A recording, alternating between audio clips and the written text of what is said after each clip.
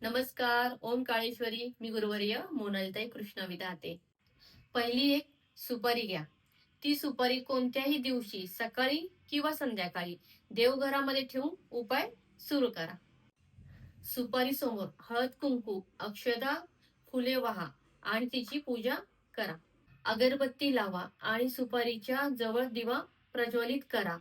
त्यानंतर सुपारी समोर बसून पुढील मंत्र 21 वेळा म्हणा. ओम नमो भगवते वासुदेवाय नमः. हा मंत्र 21 वेळा पूर्ण केल्यानंतर स्वच्छ लाल कापडामध्ये बांधून घरातील कोणत्याही कोपऱ्यामध्ये ठेवा. ती सुपारी घरातून बाहेर घेऊन जाऊ नका. या उपायामुळे तुमच्या पतीच्या आयुष्यात प्रगती होईल, आर्थिक स्थिती सुधारणा होईल आणि सुख शांती आणि आनंद प्राप्त होईल.